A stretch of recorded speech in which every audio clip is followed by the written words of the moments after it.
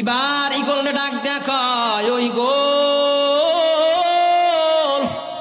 যাও দৌড় মারে খুঁজো হুদহুদরে কোথায় পাও। হুদহুদরে যদি না পাই, হুদহুদের কিন্তু আজকে খবর আছে। হুদহুদের কি আছে? খবর আছে। হুদহুদ অনেক পর হুদহুদ আছে দরবারে আসার আগ দিয়া ইগলের সাথে দেখা। দেখবেন যদি চেয়ারম্যানের কিছু চামচা থাকে না, চেয়ারম্যানের বডিগার্ড থাকে, চেয়ারম্যান যদি ওরে কয় অমুক রে ধরে নিয়ে ও বেঁধে আনে কি আনে, মানে চেয়ারম্যানের এমনি তো পাওয়ার। চেয়ারম্যান যখন বলছে তা ওরে ধরে আনোর মেজাজটা আরো গরম। ইগলরে যখন পয়গম্বর সুলাইমান বলছে যা হুদহুদ রে খুঁজে নিয়ে আসো, হুদহুদ রে খুঁজার কথা শুই না, এবার ইগলের মেজাজটা আরো পাওয়ার বেড়ে গেছে। পথে দাঁড়ায় আছে, দেখে হুদহুদ পাখি উড়ে আইতেছে। আই হুদহুদ দাঁড়া, কোথায় গেছিল জবাব দাও, এরপরে ভিতরে ঢুকতে হবে, আগে জবাব দাও। মিজাজটা বিশাল করো। তো হুদহুদ কয় তুমি এত রাগ হও, তোমার সমস্যা কোথায় গেছিলাম যে সুলাইমান নবীর কাছে বলবেন, তা তুমি এত রাগ দেখো কেন, তুমি এত পাওয়ার কইল পাইবেন। বলে সুলাইমান নবী এমন বেজার হয়েছেন, তুমি তুমি কোথায় গিয়েছিলে, তোমাকে যদি না পাওয়া যায়, ও হুদহুদ শোনা, পয়গম্বর এমন মেজাজটা গরম করেছে, তোমার যদি না পাই, এমন রাগ হয়েছে তোমার কাছে পাইলে কল্লাটা ফেলে দিতে পারে, খুদার কসম বলছি। এই জন্য সাবধান, কি বলবা আগে থেকে ঠিক করে নিয়ে যাও। বলে তোর টেনশন করা লাগবে না, কল্লা যায় আমার যাবে, তোর এত মাথা ব্যথা খায়। আমার কল্লা যাবে, তোর এত মাথা ব্যথা খায়, তুমি এত সে তোকা। সুলাইমানের কাছে হুদহুদ যাই, দেখে সুলাইমানের মিজাজটা বড় ধরো, ডাক দেখায়, ও হুদহুদ কোথায় গেছিলি বল। হুদহুদ ডেকে বলে পয়গম্বর দাঁড়ান, আগে মিজাজটা গরম করেন না, আগে আমার কথাটা শোনেন, এরপরে আপনি যা শাস্তি দেওয়ার আমাকে দেন। আমি এমন একটা রাজ্যে গেছিলাম, ওই রাজ্যে আপনি আবার কিসের বাদশা, ওখানে আবার বাদশা আর একজন খাড়া হয়েছে। বলে তাই নাকি, কিডা? বলে বাদশা ও সুলাইমান পয়গম্বর, ওখানে তো সাবা নগরীতে গিয়েছিলাম, ওই রাজধানীর নাম হলো সাবা, ওই দেশের নাম হলো সাবা। ওখানে তো আর একজন লেডিস আর জন্ডিস বয়ে আছে, আর একজন মহিলা বসে আছে বাদশাহ। ওখানে আপনার কোনো দাম নাই, ফেলো নাই, আপনার কথা কেউ চিনে না। আমি তামাম পৃথিবীর বাদশার আমারও চিনি না, এটা আবার কোন দেশ, কোন পৃথিবী, আমার চেনে না, এমন কোথা থেকে আসলো? তুমি কি আসলে কথা সত্য বলতেছো নাকি মার খাওয়ার ভয়তে বলতেছো? আমি সত্য বলতেছি, কোনো ভয় নাই। বলে ঠিক আছে যাও, তোমার কথা বিশ্বাস করবো, পরে আগে আমি একটু পরীক্ষা করতে যাই। বাদশা বলেন কি পরীক্ষা? পরীক্ষা দিতে আমি রাজি আছি, কোনো সমস্যা না। বাদশা ডাক দেয়া বলে, ও হুদহুদ, তোমার কাছে একটা পত্র লিখে দিব, এই পত্রটা তুমি লইয়া ওই রানী বিলকিসের কাছে দিবা। রানী বিলকিস কি জবাব দেয়, কি বলে? পত্র শুরুতেই সুলাইমান আলাইহিস সালামের নাম লেখলেন। আমাদের এই সময় পত্র এখন যদিও বানাই, কিন্তু ছোটবেলায় পত্র ছিল না, নাই।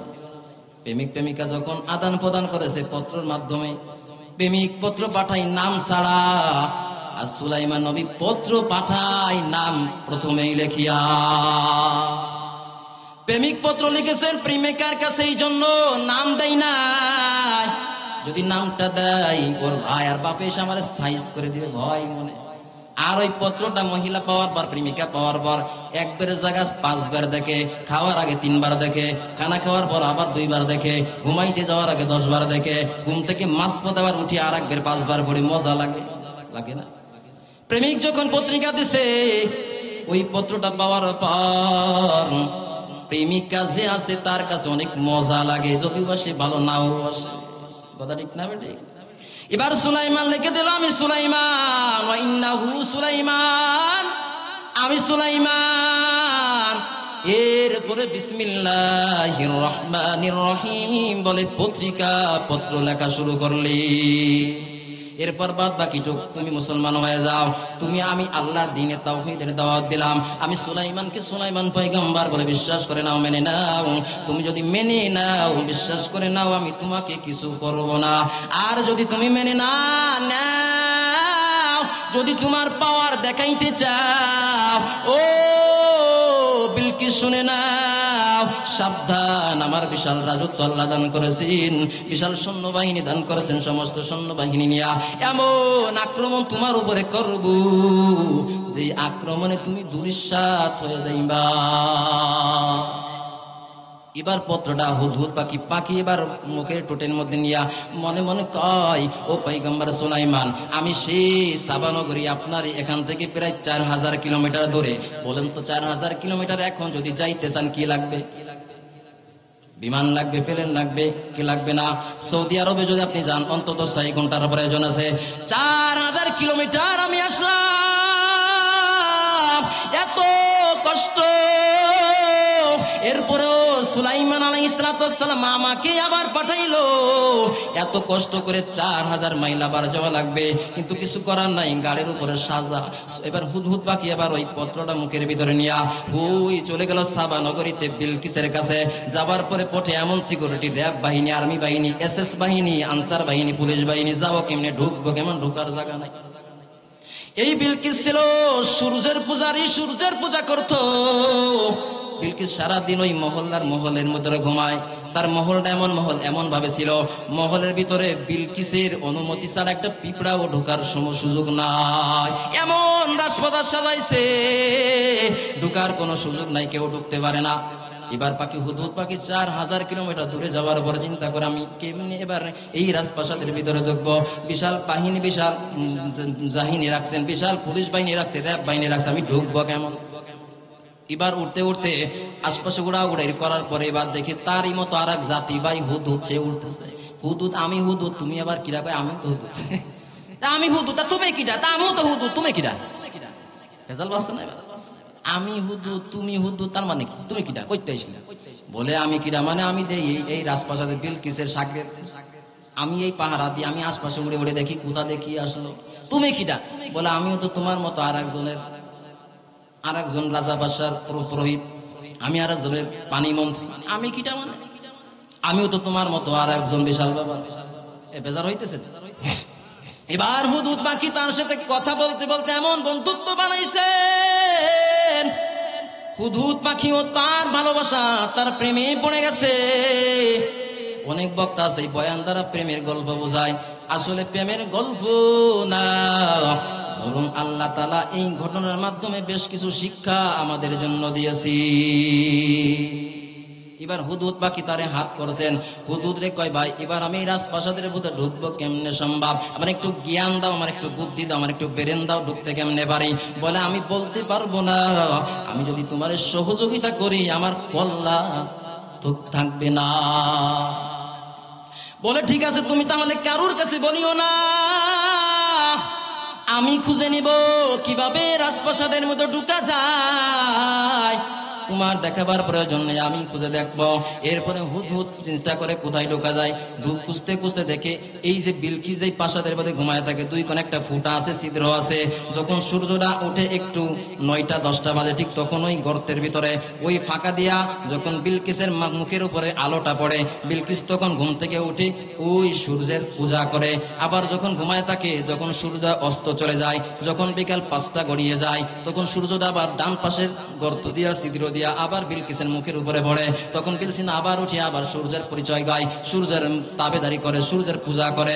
এবার এই যে সূর্য উঠার যেই জায়গা, সূর্য ঢুকার, এই যে সূর্যের তাপ ঢোকার জন্য যে 2টা ছিদ্র আছে, এবার হুদহুদ পাখি তামাম জায়গা খুঁজতে খুঁজতে ওই ছিদ্র গিয়া পাইছে। এবার ছিদ্র নিয়ে পত্র নিয়ে ঢুকছে, দেখে যে বিলকিস ঘুমাইতেছে খুব নাকে শস্য তেল দিয়ে, মানে ওনার কাজে শুধু ঘুমানো।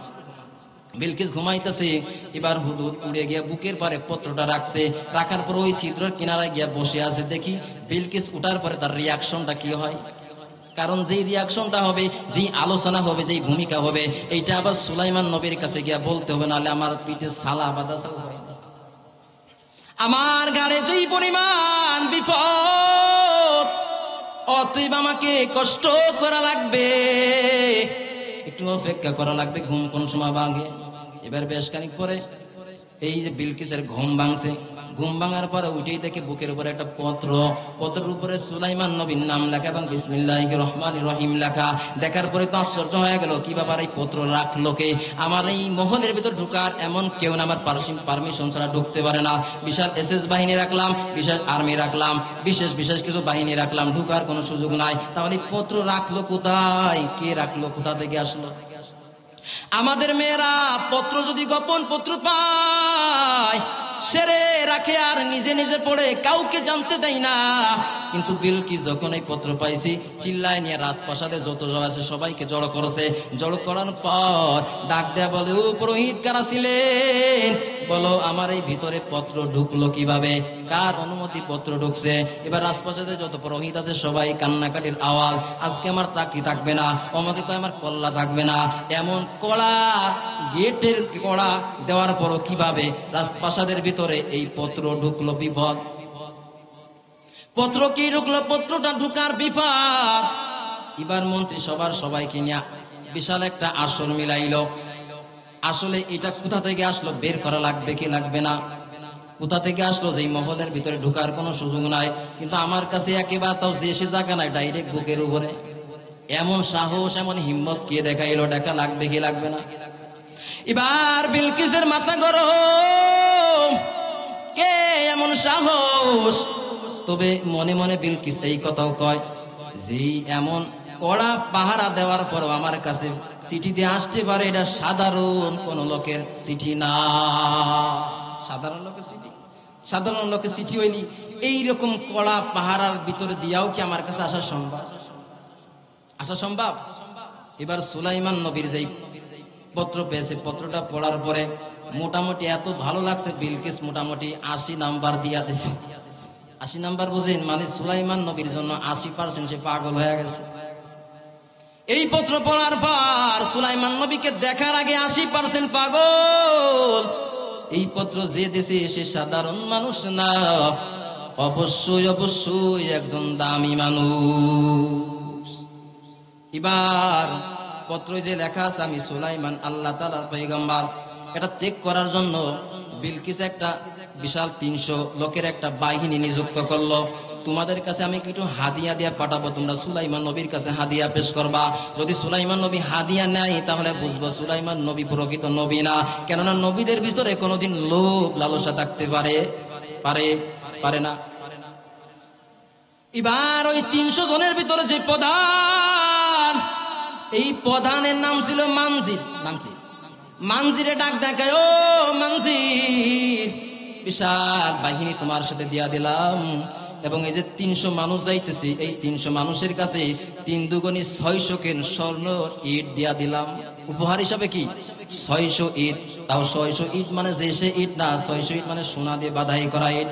বলেন তো, আমাদের মতো মানুষের কাছে যদি 600 দরকার নেই, ওই 1 কেন ইটের যদি 1 সাইডও থাকতো, আপনি আমি কি হয়ে যেতাম? একেবারে ধনী হয়ে যেতাম। 600 ইট নিয়ে যাও, আর তোমার কাছে আমি একটা পাথর দিলাম, এই পাথরের ভিতরে আঁকা বাঁকা করে ছিদ্র করা আছে, এই পাথরটা তুমি সুলাইমান নবীর হাদিয়া দিবা বিশেষ করে।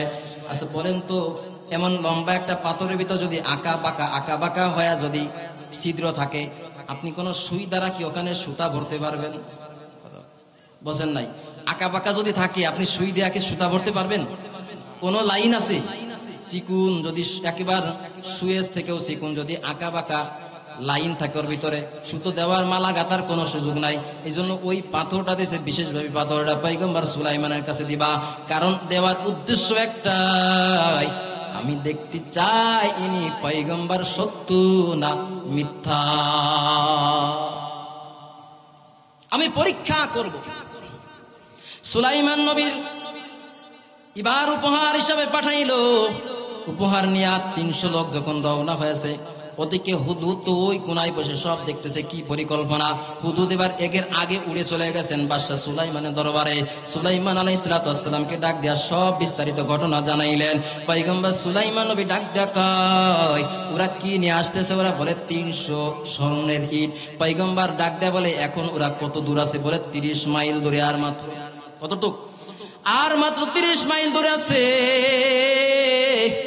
পয়গম্বর ডাক দেয়া বলে, ও জিনের বাদশারা যাও, এই 30 মাইল স্বর্ণের ইট দ্বারা রাস্তা বেঁধে দাও। চিল্লায় বলেন সুবহানাল্লাহ। ওরা আনতেছে কয় কেন?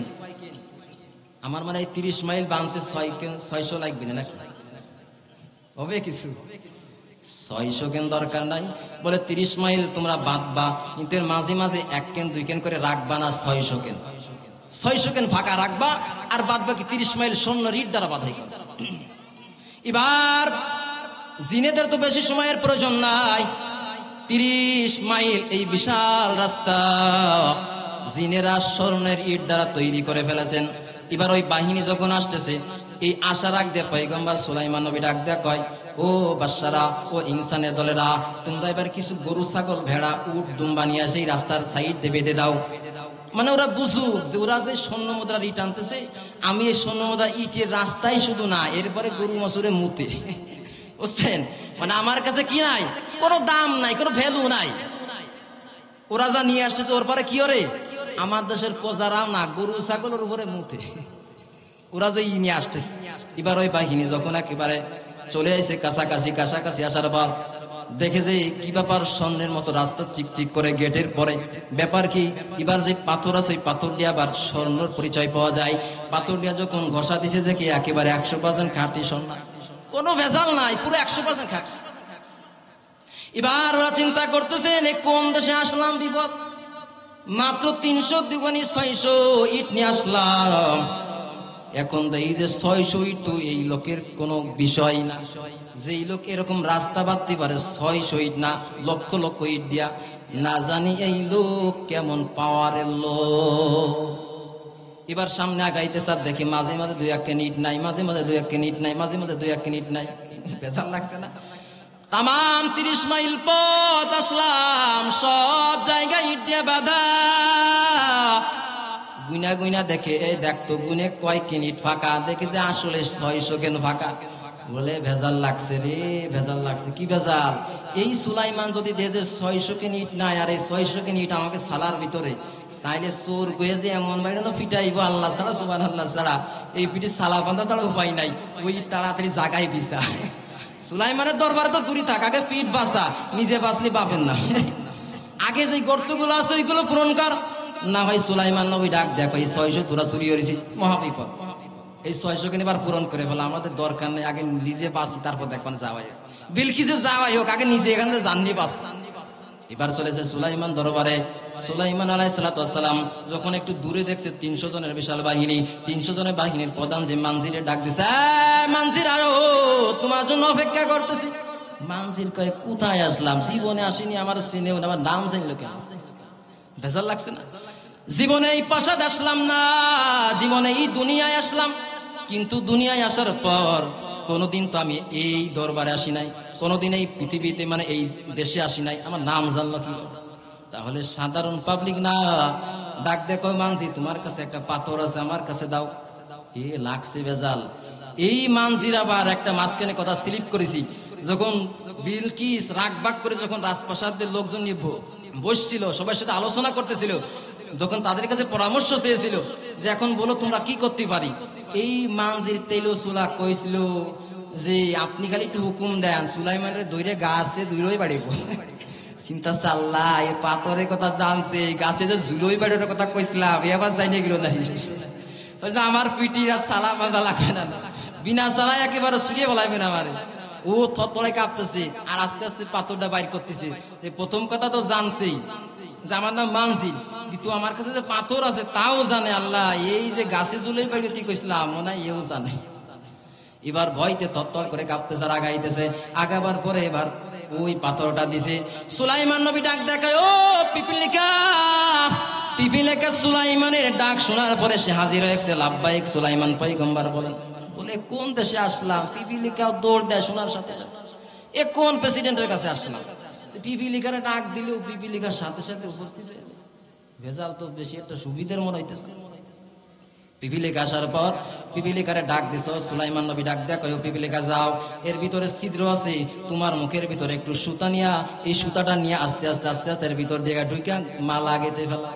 মালা গাচ্ছে নেই, এর আগে পারা গেছে। আসলে মূলত কি বিলকিস অনেকদিন চেষ্টা করতেছে যে এটাতে মালা কেমনে গাঁথা যায়, কিন্তু কোনো কাজ, লাইন ঝকঝকে ঝকফকা কোনো কাজ হয়নি। এই জন্য সুলাইমান নবী তো জানে সব, জানাইছেন কি আল্লাহ তাআলা জিবরিল মাধ্যমে সব জানাই দিয়েছেন, সব কলা কৌশল জানাই দিয়েছেন। এবার সুলাইমান আলাইহিস সালাম এবার ওই যে ভিতরে পিপিলিকা, সুলাইমান নবীর অর্ডার পাওয়ার পরে বিশাল এক মালা গেঁথে ফেলাইছে। এবার মালাটা মানজিরের হাতে দিয়া বলছে, যা বিলকিসের কাছে মালাটা নিয়ে উপহার হিসাবে দিয়া দাও, আর গিয়া বলবা এখনো সময় আছে, যদি আমি পয়গম্বর সুলাইমানকে যদি না মানে আমি কিন্তু বিশাল আক্রমণ করে ওর রাজ্য সব ধ্বংস করে ফেলাইব। এবার এই বাহিনী মানজির সব বাহিনী নিয়ে কয়, এ তাড়াতাড়ি সময় থাকতে পলা, এই যে ভাবছো করে এই এলাকা ত্যাগ কর, নালি কোন সময় যে বোম টম পড়বে, সেই মানে গাজার মতো যে বাঁচতে চালি ভাগ, কোন সময় কোন ইসরায়েল মারে বলা যায় না। এজন্য সময় থাকতে কি কর, ভাগে বাঁচতে চালি। এবার ওরা চলে যাইতেছে, যাওয়ার পরে যখন সাবা নগরীতে যাওয়ার পর বিলকিসের কাছে গিয়া সব ঘটনা জানাইছে। এবার মালাটাও দেশে বিলকিস চিন্তা করে আর কোনো সমস্যা নাই, আর কোনো অবকাশ নাই, আর কোনো চিন্তা নাই, আসলে ইনি সুলাইমান পয়গম্বর। আগে যে 80% ভালোবাসছিল এখন 100% ভালোবাসে, তার জন্য এখন কি দেওয়ানা হয়ে গেছে। এখন কার দেরি নাই, সব মাল সামান নিয়ে গোছাও, আমি সুলাইমানের কাছে হাতে হাত রেখে কালিমা পড়ে মুসলমান হয়ে যাবো। চিল্লা এখন আল্লাহু আকবার। এখন আর ভেজাল নাই, সময় থাকতে দৌড়াই। এদিকে তারা যে 300 জন বিশাল বাহিনী নিয়ে আবার সাবা নগরী দিয়া যখন বিলকিস বের হয়েছে, এই সংবাদ আমার আল্লাহ তাআলা জিবরিলের মাধ্যমে পয়গম্বর সুলাইমানের কাছে জানায়া দিয়েছে। পয়গম্বর সুলাইমান এবার চিন্তা করে হুদহুদের মাধ্যমে আরো বিস্তারিত জানলো। হুদহুদ কি বলে, ও পয়গম্বর সুলাইমান, আরো কিছু কাহিনী আছে। বলে কি কাহিনী?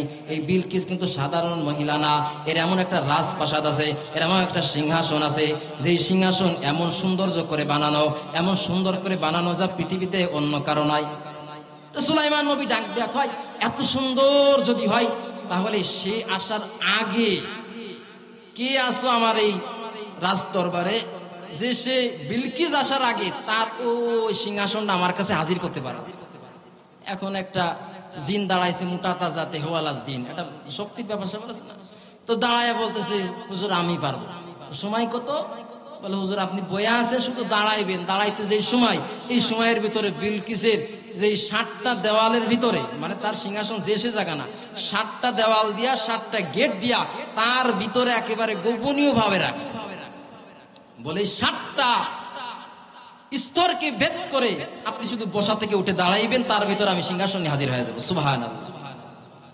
পয়গম্বর সুলাইমান ডাক দেয়া কয়, না এটা দেরি হয়ে যায়, এর থেকেও তাড়াতাড়ি কি পারবা, তারে দা লাগে। এখন জিনেরা তো আর কেউ ভয় পাইতেছে যে এর থেকে তাড়াতাড়ি সম্ভব নয়, 4000 কিলোমিটার দূরে, তারপরে আবার 7টা স্তর পার করে না, বিশাল সিকিউরিটির ব্যাপার স্যাপার। এখন ইনসান মানুষ যারা বসে আছে, পয়গম্বর তাদের দিকে তাকাইতেছেন। এখন এই যে মানুষ বসে আছে সাধারণ পাবলিক, এর ভিতরে একজন আছেন এলেমওয়ালা আলেম বসে আছে। এখন আলেম উঠে দাঁড়াইছেন, হুজুর আমি পারবো। আমি কি করব? পারবো। সময় কত? বলে আপনি চোখ টিপ মারবেন আর খুলবেন, তার ভিতর হাজির হয়ে যাবে। সিল্লাহ সুবহানাল্লাহ। শুধু চোখ কি করবেন? চোখটা বুঝবেন আর খুঁজবেন, মানে মেলা ব্যাপার, সময়ের ব্যাপার সব নাকি। কয় 3-4 দিন লাগবেন নাকি? তা লাগবে না, যাই হোক। তাহলে কয়দিন? 5-7 দিন, মোটামুটি 2-4 সেকেন্ড, তাও লাগবে না। তাহলে বলে আপনি কি শুধু চোখটা বুঝবেন আর খুলবেন, তার ভিতর আমি হাজির করে দেবো। সুবহানাল্লাহ। তাহলে বুঝেন আলেমের দাম আছে না নাই, পাওয়ার আছে না নাই। কথায় উদাহরণ এসে যায়, আপনারা যদি সময় দেন তাহলে বলুন। একজন রাজা, বাদ বাকি পরে শেষ করতেছে, একটু এইটার উদাহরণ দিই যে আলেমের কি পাওয়ার। একজন রাজা এবং রানী রাত্রেবেলা পরামর্শ করতেছে, তার একমাত্র কন্যা সন্তান তার বিবাহ দিবে। এখন রাজা কয়, না একটা সন্তান একটু ভালো দে, আলেম টালেম দিয়ে বিয়ে দিই। এখন রানী কয়, না না আমি দেবো মাস্টারের সাথে।